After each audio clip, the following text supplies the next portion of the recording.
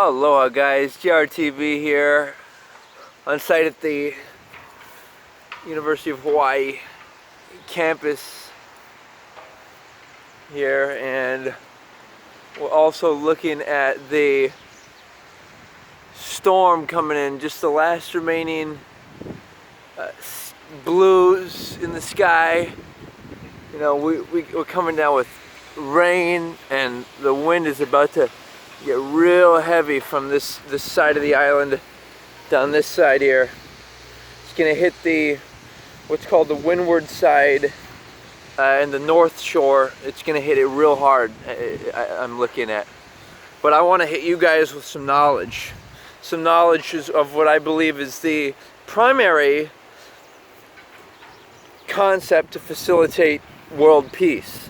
So this is my strongest point, okay? It has to do with the energy that the most base biological drive, our sexual passion. Now that's the second chakra. You can't have that energy until at least your basic needs are met.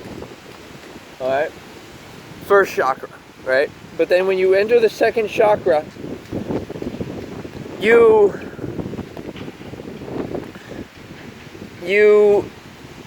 have many choices to make, and like people say that, oh well, children are innocent. It's because they don't have that sexual desire, so the choices they make are in a way more authentic. They're more based out of true love, but you can replicate that if you activate your second chakra regularly. You can get into that higher state when you activate that second chakra, okay? So obviously masturbation regularly, perhaps twice a day, and just being cognitive of the fact that some people, and I'll just make a list, I'll try to make 15 points here. Being cognitive of the fact that number one is you have to activate the chakra every day. It'll control you, and your desires will control you. Number two is being aware that other people are often motivated by these base desires. So, always be skeptical. What is motivating a person? Also, even if they may be homosexual. Not that it's a bad thing, but this is just, we need to understand how people operate and not let it negatively affect us. And number three, what I call the celebration of the vagina, or womb worship, where instead of the more overt sexual features like penises or breasts, which often jokes are made of, which I will discuss later, there's something more subtle. By the way, check this out, it's a cool flower, just like I would say the vagina. It's a flower, and it's not seen in terms of its individual parts like clitoris, labia, the major and minor, but it's seen as just a nice overall flower.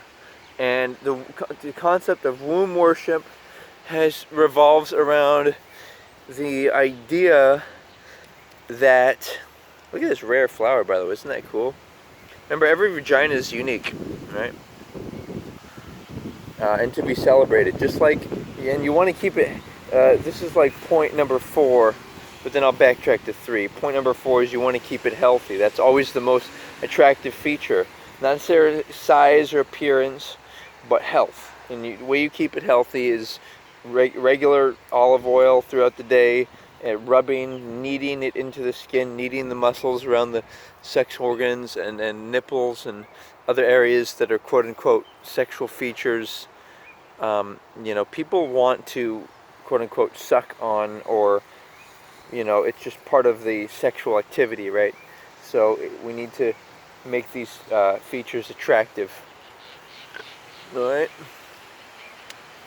So to elaborate, okay, on number 3, concerning concerning the idea of sexual, energy. Number 3 is concerning the fact that we need to be aware of others, that they might manipulate situations, that, okay, and so number 4 was keep your sex organs healthy. Number 5 is that sex is like it's a physical thing. It's not, sexuality is lust, okay? It is not love. Like when people think, oh, they feel so nice around each other, or they're, friendly around each other, and they're feeling good. The foundational element is lust. It's that they are acting nice and doing all this stuff, but they really and some people aren't even honest with themselves. But the truth, what they really want is, they want to pursue sexual activity. That's the primary motivation. You got to ask yourself, what's the primary motivation, right? So, number 5, again, sex is physical. It's like a drug. And as we know, people avoid drugs, that feel good, sensations, because they know that they lead to destruction. And you might think that I'm just on some unrealistic, look at that, the last of the sky, guys. We're about to get, this storm is coming, man.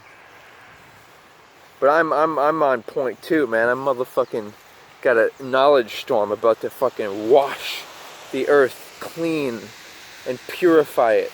And just like the title of the video, sexually wholesome.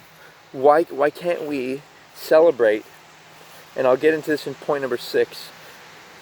Why can't we celebrate humanity and the sexual energy? Why can't we celebrate it instead of pretending it doesn't exist?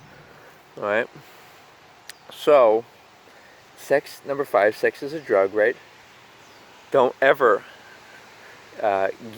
give drugs or take drugs from people who's not your dream mate, who you don't trust, because what will end up occurring is they will that gives somebody power over you.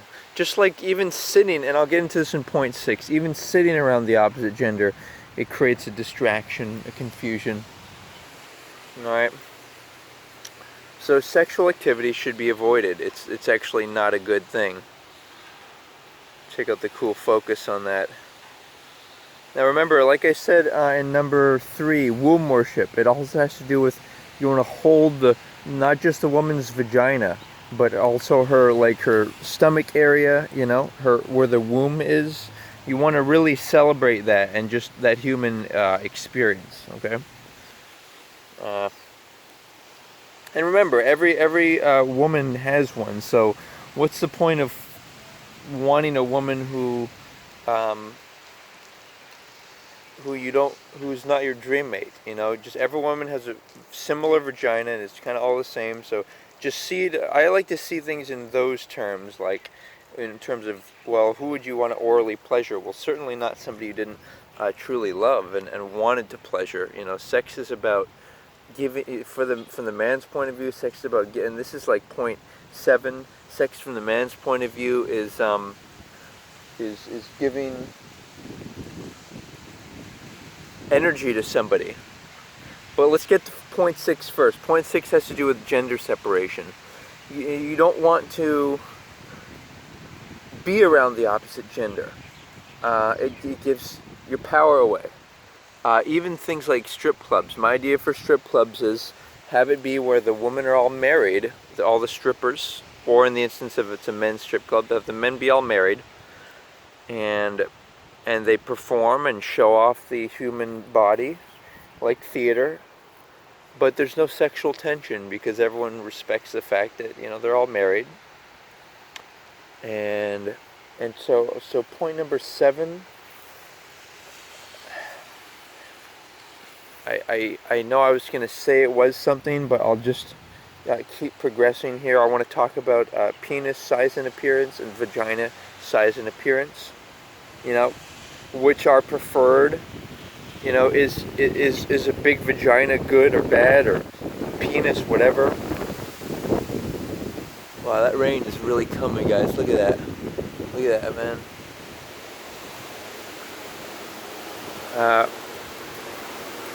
What will, men might ask, what will women think of my body? And then women might ask, what will men think about my body? And these are both mistakes in thinking, because the only thing that's significant is your dream mate. Your dream mate will find your body attractive. And you wouldn't want to force yourself upon someone if they didn't find your body attractive, right? Do you want inauthentic, submissive people around you? Is that the type of person you want around you? This is a major mistake that people make. Just wanting to seduce people or impress them, and instead of actually wanting them for who they truly are. So, bottom line is, if you think your body is attractive enough to appeal to somebody, then make number 8, make an online profile. No more like hoping or wishing what a body is like, what a person's sex organs are like. No more questions about, who is a person. Like going through this rhetoric of maybe, hopefully they'll like me. It's all nonsense. It's all inefficient. Part of my philosophy revolves around the efficiency of pursuing love and joy. And on a side note, I don't even think it's appropriate in this day, and I'll make this number 9. I don't even think it's appropriate in this day and age to pursue sexuality, because I think it is a luxury, just like family fun time and raising children and stuff is a luxury. It's a luxury that I don't want to. I don't want to. Oh, look, guys, look at that. We got a little sunshine, man. Check it out. It's a luxury that I don't think is worth pursuing, because there's people suffering in the world. I can't justify sensory gratification when people are suffering. So that's just my personal opinion. And additionally, and I'm not saying that women are wrong but there's a lot of women who I think are less intellectual and less, I don't want to say a lot, just some women, right? And they just have children. They don't care how their husband makes their money. They don't care about the world and the reality, the biological imperative that we have enough humans on the planet, and thus and therefore we don't really need to continue procreating. We should instead divert our energy and efforts towards managing what we currently have, resources, and arranging all of that. Maybe 5 years of nobody having children. That's part of my personal philosophy. But the best to any woman who are in fact trying to create families and whatnot. But just my personal opinion on that. Okay, so continuing on. Well, let's get some more points in. That's about 9 points. So let's get another point in. Okay, so number 10 is just a re-emphasis on when people make humor towards the human body. Let's just generalize about it by saying that it's the body. So let's categorize it as the body, human body. So when people are mean, the reason that they are mean or say like politically inappropriate things, like men make breast jokes or penis jokes, or women make breast or penis jokes. It's what it is it's an effort towards competition and not cooperation. So it's like It's like basically saying I have more money than you, or you have less money than me. And it's also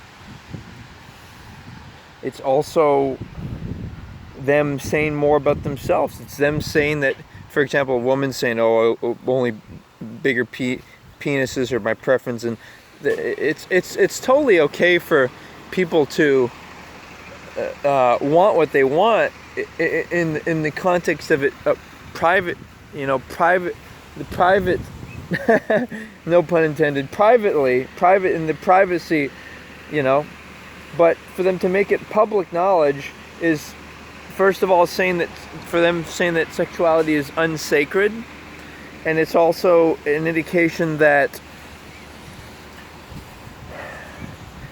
they want to, describe, like if a woman says I want a bigger penis, that means that she has a bigger vagina. So it's really them informing the public that she has a bigger vagina, and it's not like if people make these inappropriate jokes, especially when guys do it. I say like, well, first of all, if they're talking about penises, I think only homosexual people really should be making those types of jokes. And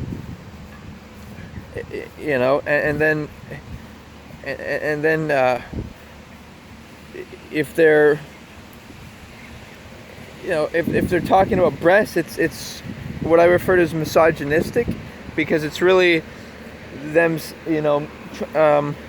trying to create an unhealthy competitive energy within the women's community, and just objectifying women. And obviously women are doing that too if they make penis references.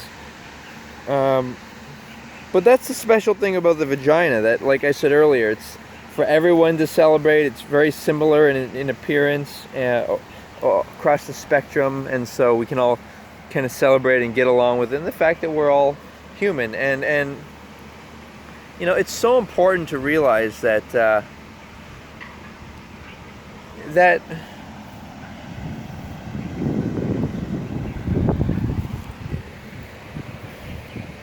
we are human, and number point 11 is sometimes like parents will not recognize that and kind of pretend like people don't have sexual desires, and then put them in co-ed schools and all of that craziness, and then expect that, oh well, the older guys or the guys in their grade won't try to seduce them. It's like, of course they will, so, and that they won't want to experiment. Encourage. The big thing is encourage masturbation, and restrict people. They should be at a certain time and home at a certain time. All that type of stuff. That it's your job. Whatever they do, whatever children do, you're the one who's compelling that behavior by supporting their basic needs. That's why it's important to teach people how to meet their own basic needs, so that they're not always dependent on you. But what does that have to do with sexuality? Everything, because sometimes people trade their body, and this is point 12. They trade their body for another person's body, or trade their body for mutual dependency because they need one another for helping meet their basic needs or desires, and all of that is just variations of prostitution. Just like a poor woman marry a rich guy, or and maybe it's true love. Maybe they do have common values and interests. Great. However, just make sure it's not contrived. Make sure, like, there are very telling ways you can, like, there are tricks to doing this, and then I'll get into my idea for dating. But there are tricks to doing this. Watch this. Would you give the person all your money? And there are special instances in which you wouldn't want to do that for benign reasons. Just maybe for example, maybe whether the man or the woman has the money, maybe the other person's less intelligent, and so they would make poor money decisions. But the point is, would you give them all your money, and would they have the same values as you, and therefore would they invest their money and energy similarly? That's what I mean by the whole dream mate idea. You know. And then furthermore, well, I think you guys get where I've gone with this. I'm just trying to caution people that they should think about what's going on, what people are doing, and what motivates them, you know, what pushes them forward, and you know, big picture thinking, and also this whole transcendence of envy, where, you know, if you're envious towards somebody, it's really not envy, it's really a disapproving of the misusage of their body or their wealth.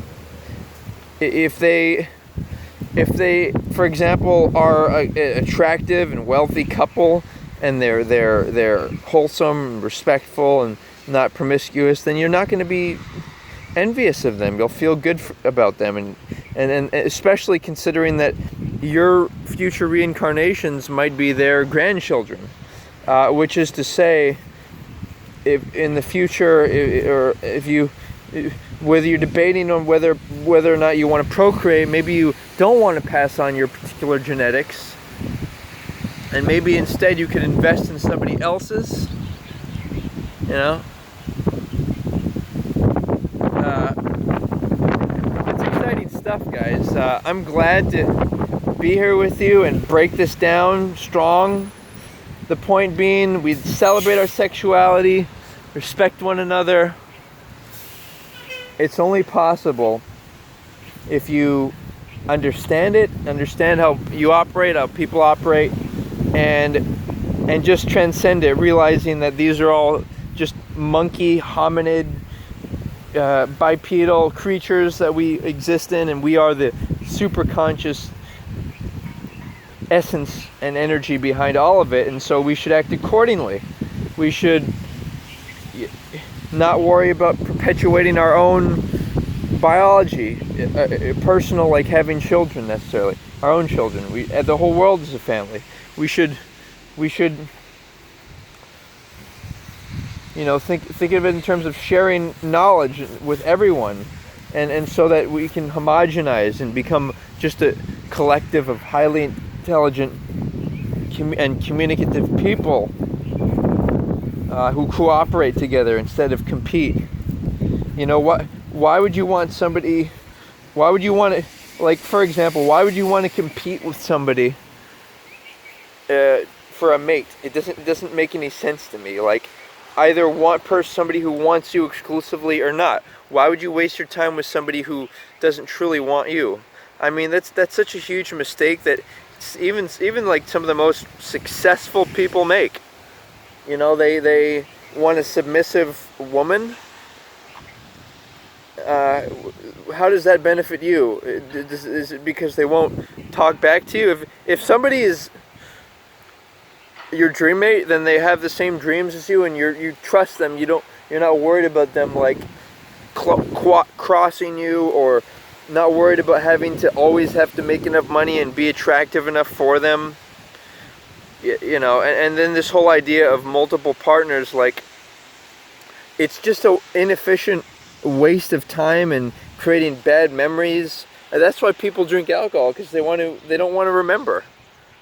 You know, that life is really about the memories you make, and with who you make them. So that's another mistake people make. They think that, oh, this person has fancy cars, houses, lifestyle, they're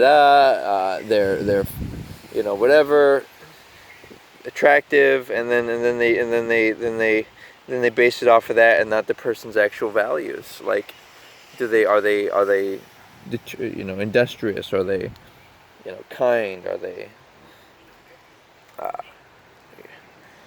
they marriage oriented? Are they health oriented? All that good stuff. So we've gone full circle here, guys. Great being here with you. You may have noticed an inconsistency or flaw in my reasoning, please comment on that below. I think one of the popular comments that I get is, if you don't have experience in the area, so how can you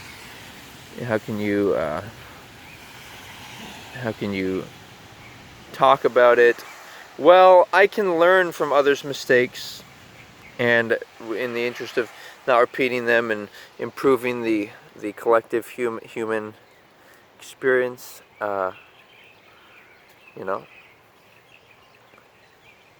here we go. So aloha, in celebration of who we are as humans and the vagina flower. Aloha.